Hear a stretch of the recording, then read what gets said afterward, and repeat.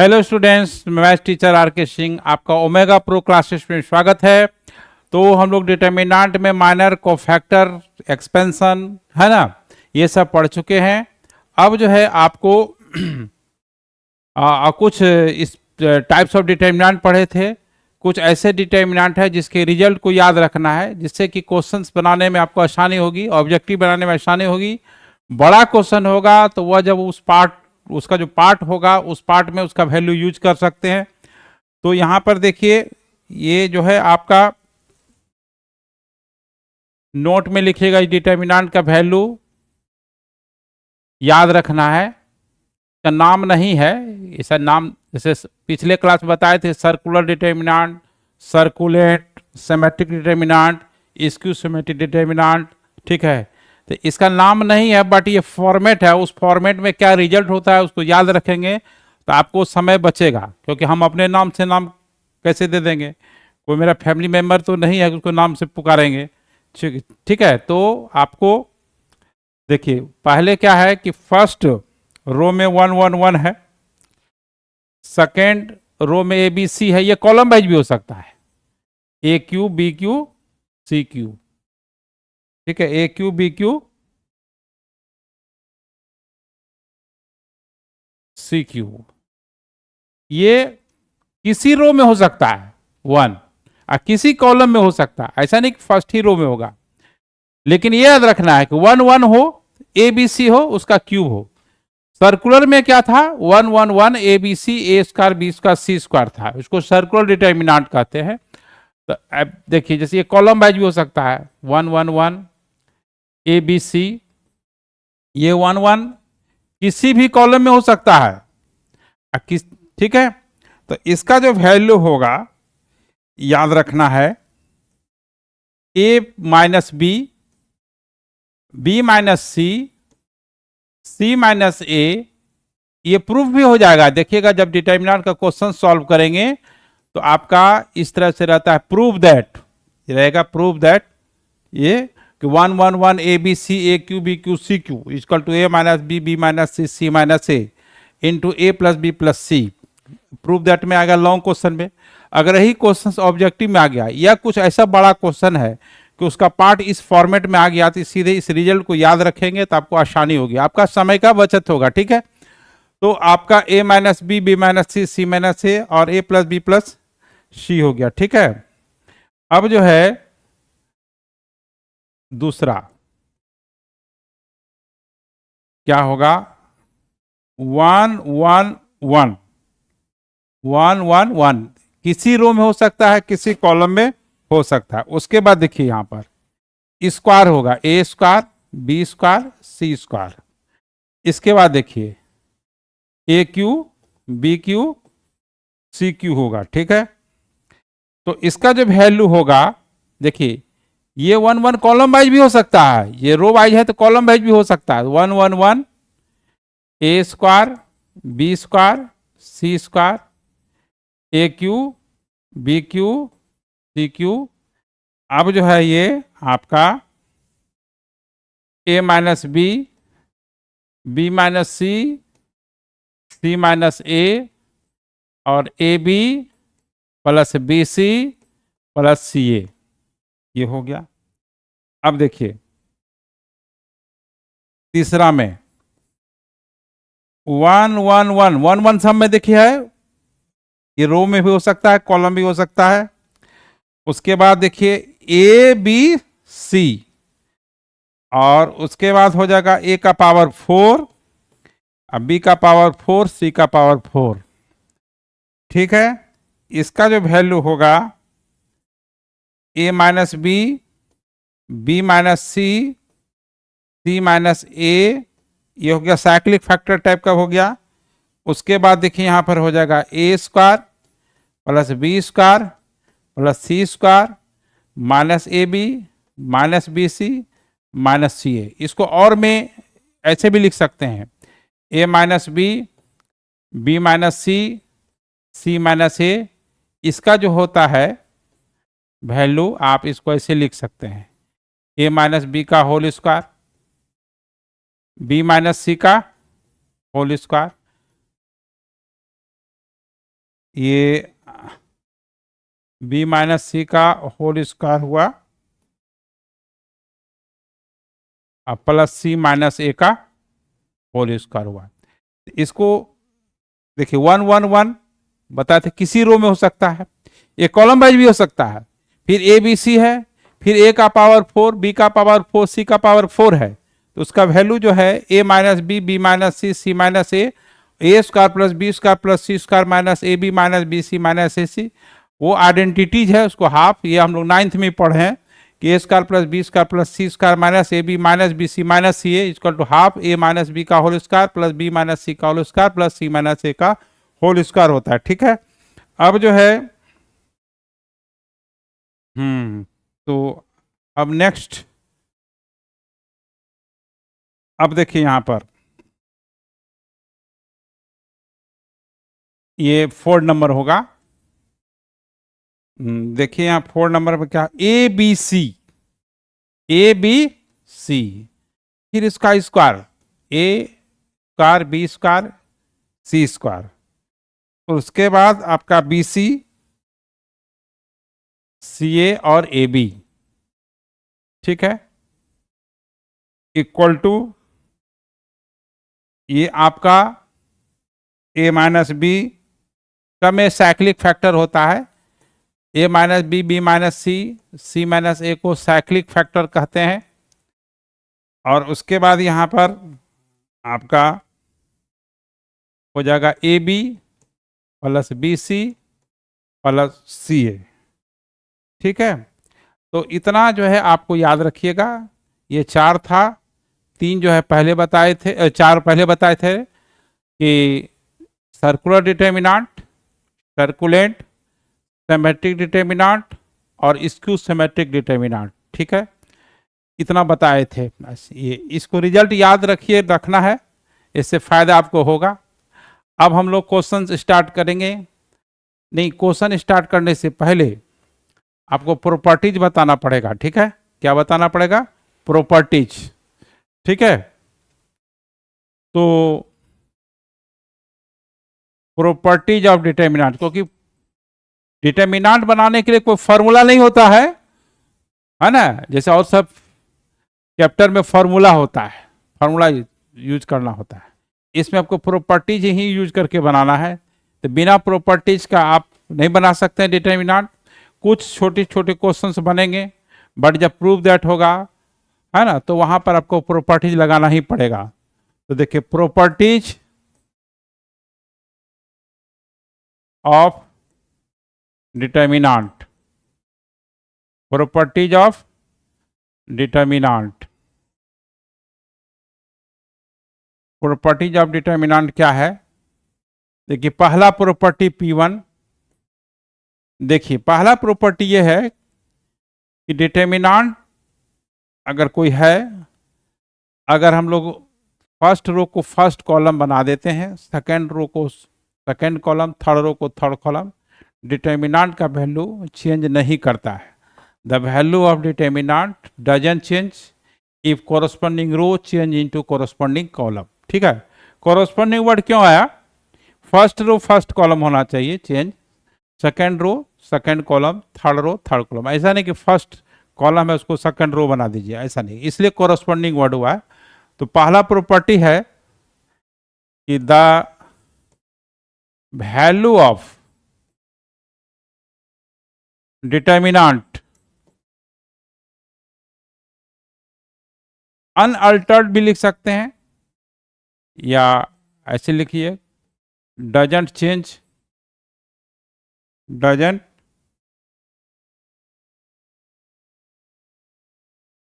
Doesn't change when corresponding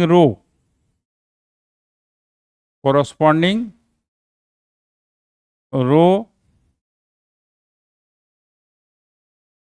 change into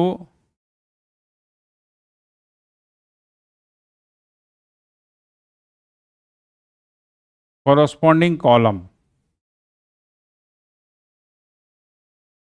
ठीक ना है, जैसे देखिए डिटर्मिनेंट है A1 A2 A3 है, B1 B2 B3 है, C1 C2 C3 है।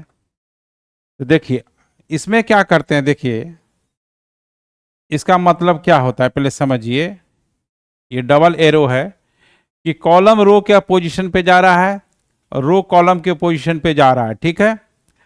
तो डेल्टा डैश एक डिटर्मिनेंट है कि फर्स्ट कॉलम जो है फर्स्ट रो कर देते हैं। तो A1 A2 A3 B1 B2 B3 C1 C2 C3। तो यहाँ पर डेल्टा जो है का वैल्यू वही होगा जो डेल्टा डैश का होगा। यही इस प्रॉपर्टी का मतलब है कि अगर रो को कॉलम बना देंगे, कॉलम को रो बना देंगे, डिटर्मिनेंट के वैल्यू में किसी तरह का चेंजिंग नहीं आएगा। The value of determinant doesn't change when corresponding row change into corresponding column. ये पहला प्रॉपर्टी है। ये जहां यूज करना होगा हम अप्लाई कर सकते हैं, जहां रो को जरूरत पड़ेगा कॉलम बनाने को, कॉलम को बनाने को रो, तो हम कर सकते हैं डिटर्मिनेंट का वैल्यू में किसी तरह का चेंजिंग नहीं होगा।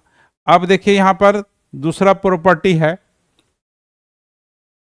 दूसरा प्रॉपर्टी ये है कि अगर रो दो कॉलम इंटरचेंज होता है, चेंज और इंटरचेंज में अंतर है। चेंज में सीधा चेंज होगा, रो कॉलम बन जाएगा, कॉलम रो बन जाएगा।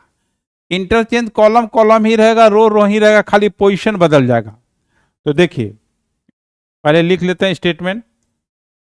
The value of determinant, the value of determinant, एक मिनट, वैल्यू नहीं, यहां पर थोड़ा सा द साइन होगा। हाँ, द साइन ऑफ डिटर्मिनेंट, ठीक है, is changed if any two rows, sign मतलब चिन्ह, positive negative, any two rows और कॉलम्स आर इंटरचेंज। तो कहने का मतलब ये है, ये डिटर्मिनेंट है A1 A2 A3, अब B1 B2 B3 C1 C2 C3। तो अब जो है यहां पर साइन जो है बदलेगा। अब देखिए यहां पर क्या है, C1 goes to C2, C1 C2 पे गया, C2 C1 पे आया, इसको कहते हैं इंटरचेंज। तो अब ये जो डेल्टा होगा, डिटर्मिनेंट जो होगा है ना, ये माइनस हो जाएगा। देखिए ये B1 B2 B3 और A1 A2 A3 और C1 C2 C3। अगर फिर एक बार चेंज करेंगे तो फिर माइनस होगा, मल्टीप्लाइड तो प्लस हो जाएगा। ये रो वाइज भी हो सकता है। देखिए जैसे R1, इसका मतलब क्या हुआ, R1 R2 के प्लेस पे गया, R2 R1 के प्लेस पे आया। तो डिटर्मिनेंट जो है डेल्टा डैश माइनस हो जाएगा। देखिए A1 ये सेकेंड रो फर्स्ट रो पे जाएगा, A2 B2 C2 और A1 B1 C1 और A3 B3 और C3। देखिए साइन बदल दिया ना। तो जब भी रो और कॉलम को इंटरचेंज करेंगे तो साइन बदल जाएगा। साइन क्या हो जाएगा, बदल जाएगा। यही प्रॉपर्टीज कहता है। दूसरा प्रॉपर्टी कि अगर इंटरचेंज करते हैं, चेंज और इंटरचेंज में अंतर है। देखिए बार बार कर रहे हैं, चेंज और इंटरचेंज में अंतर है। चेंज में सीधा पोजीशन बदल जाता है, मैंने रो कॉलम हो जाता है, कॉलम रो हो जाता है। इंटरचेंज में रो रो ही रहता है, कॉलम कॉलम ही रहता है, बट उसका जो है पोजीशन बदल जाता है। ठीक है, तो ये कंफ्यूजन दूर हो जाना चाहिए। अब देखिए तीसरा प्रॉपर्टी कहता है, तीसरा प्रॉपर्टी ये कहता है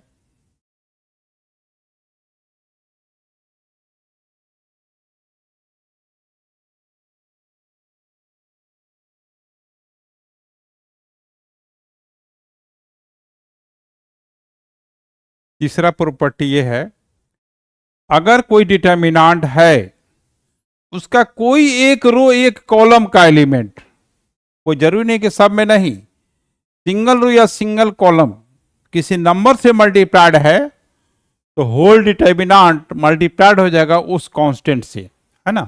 तो देखिए इसमें क्या कहता है, if each element, if each element of any row and column is multiplied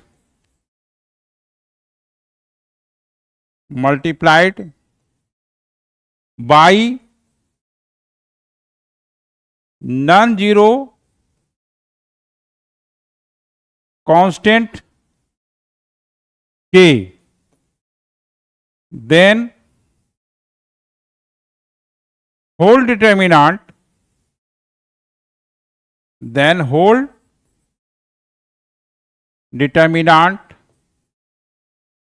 is multiplied by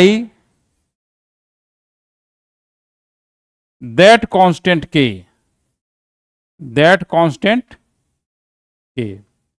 उस कांस्टेंट से मल्टीप्लाइड होगा, that constant k, whole determinant is multiplied by that constant k. जब तक एग्जांपल नहीं देंगे तब तक क्लियर नहीं होगा। तो देखिए यहां पर ये डिटर्मिनेंट है, इसका पहला कॉल रो K1 Ka2 Ka3, हाँ, और ये B1 B2 B3 C1 C2 C3। इसका देखिए फर्स्ट कॉलम का प्रत्येक एलिमेंट होना चाहिए, कोई ऐसा नहीं कि कोई दो ही होगा या एक ही होगा, नहीं। ईच एलिमेंट अगर मल्टीप्लाइड है के से, तो इसका कहने का मतलब ये है कि ये के कॉमन हो जाएगा, इसे कॉमन ले लेना है। यानी कॉमन कब लेंगे, जब किसी कॉलम में ईच एलिमेंट मल्टीप्लाइड होगा। ठीक है, A1 B1 B2 अब B3 C1 C2 C3। अगर मान लिया जाए कि इस तरह से हो, है ना, जनरलाइज थोड़ा सा कर देते हैं, और फर्स्ट रो M से मल्टीप्लाइड है, MA1 MB1, ये रो वाइज भी ले सकते हैं, कॉलम कॉमन कॉलम वाइज भी ले सकते हैं, MC1 NA2 NB2 NC2 और PA3 PB3 और PC3। देखिए फर्स्ट रो का ईच एलिमेंट M से मल्टीप्लाइड है ना, और सेकेंड रो का आपका M से N से है, थर्ड रो P से है। तो यहां पर फर्स्ट कॉलम से फर्स्ट रो से M कॉमन हो जाएगा, सेकेंड रो से N P, ऐसा लिया जाता है। ऐसा नहीं कि एक ही रो एक ही कॉलम से ले सकते हैं। अगर मान लें कि first row second row third row में ऐसा नंबर है जो ईच एलिमेंट में मल्टीप्लाइड है, तो हम लोग कॉमन लेंगे, तो MNP हो जाएगा। तो A1 A2 A3 B1 B2 B3 C1 C2 C3, ये हो गया, ये मल्टीप्लाइड हो गया। ठीक है, अब P4 हो जाएगा ना, अब P4 हो जाएगा। देखिए P4 क्या कहता है कि कोई डिटर्मिनांट है, अगर उसका ईच एलिमेंट किसी रो कॉलम का कंसिस्ट ऑफ टू और मोर टर्म्स है या कनेक्टिंग विथ प्लस और माइनस साइन है, then the determinant can be expressed as the sum of two और मोर डिटर्मिनांट्स। देखिए पहले लैंग्वेज को लिख लेते हैं। If each element of any row or column is consist of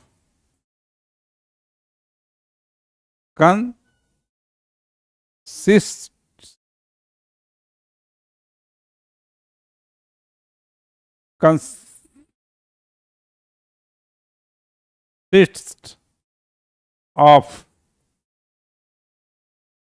two or more elements, then the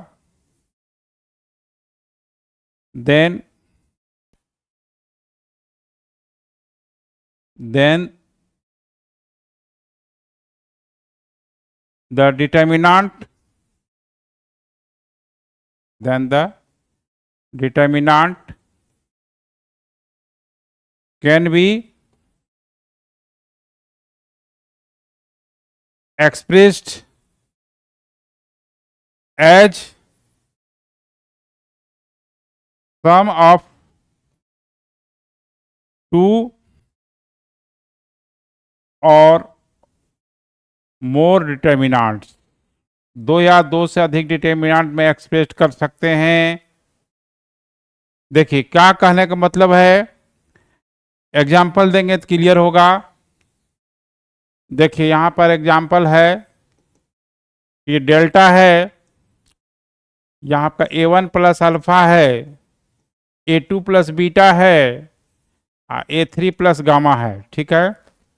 यहाँ B1 B2 B3 है, ये C1 C2, हाँ C1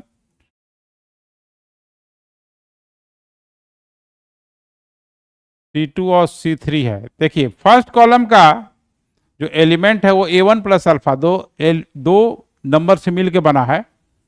तो इसका मतलब ये हुआ कि इसको आप कैसे लिखेंगे, तो पहले आप A1 A2 A3 लिख दीजिए, A1 A2 A3, फिर B1 B2 B3 लिख दीजिए, फिर आपका C1 C2 C3 लिख दीजिएगा, ठीक है। पहले ये ले लेंगे, फिर प्लस कीजिएगा, फिर देखिए दूसरा जो है कॉलम, यहाँ दूसरा जो यहाँ अल्फा बीटा गामा है वो अल्फा बीटा गामा हो जाएगा फर्स्ट कॉलम में, और फिर ये सब जो कहते हैं लिख देना है, B1 C1 B2 C2 और B3 C3, ये हो गया, ठीक है। तो यहां पे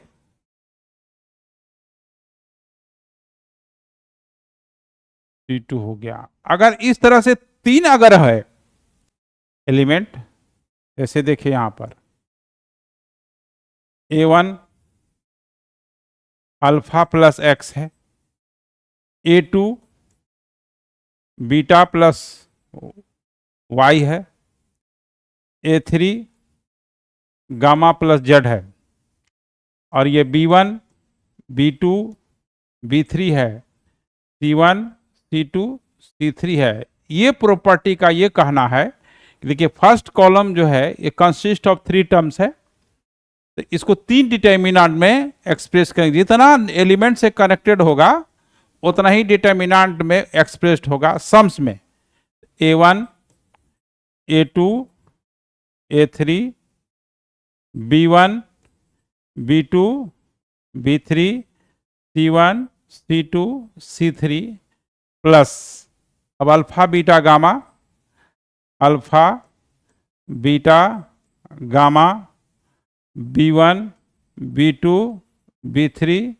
C1, C2, C3, फिर प्लस एक और है ना, X, Y, Z, B1, C1, B2, C2, B3, C3। अगर 4 रहेगा तो फिर 4 में जाएगा।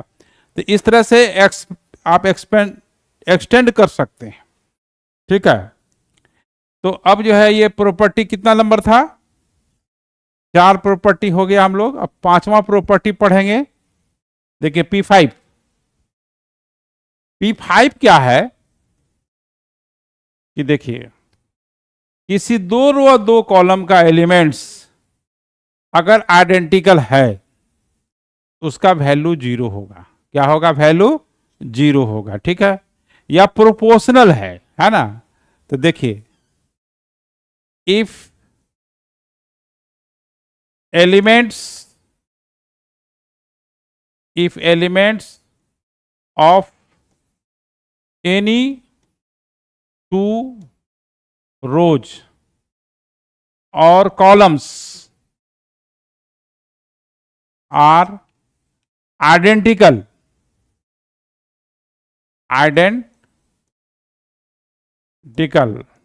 or proportional,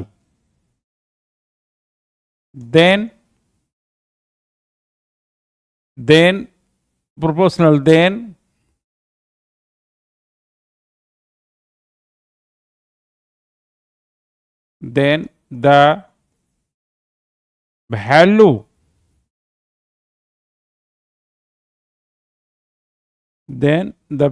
of determinant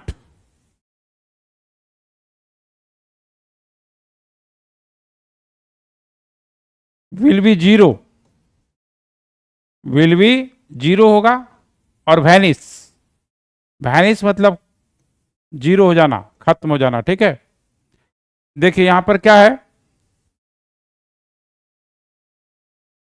A B C है, हाँ X Y Z है और A B C है। देखिए फर्स्ट रो सेकंड कॉलम का एलिमेंट यहां सेम है, आइडेंटिकल है, तो वैल्यू 0 हो जाएगा।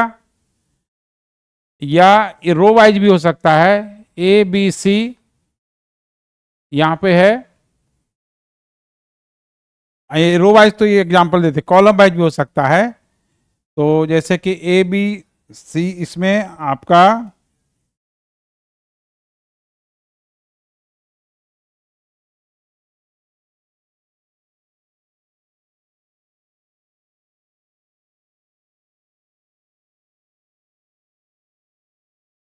हाँ देखिए ये A B C है, A B C है, X Y Z है, ठीक है। तो यहां पे देखिए फर्स्ट कॉलम और सेकेंड कॉलम क्या आइडेंटिकल है, तो इसका वैल्यू क्या हो जाएगा, 0 हो जाएगा। अब देखिए प्रोपोर्शनल मतलब क्या होता है, देखिए प्रोपोर्शनल का एक प्रोपोर्शनल वर्ड भी था, जैसे 2 है 5 है 8 है, 3 है -1 है 0 है, ये 4 है 10 है 16। देखिए प्रोपोर्शनल, देखिए ये दोनों का रेशियो देखिए सेम है 4/2, ये प्रोपोर्शनल हुआ। क्या हुआ, प्रोपोर्शनल हुआ। तो इसका भी वैल्यू क्या होगा, 0 होगा। तो डिटर्मिनेंट का वैल्यू कब 0 होता है, जब कोई भी रो या कॉलम का एलिमेंट्स 2 रो 2 कॉलम एलिमेंट्स आइडेंटिकल है या प्रोपोर्शनल है, तो उसका वैल्यू 0 होगा।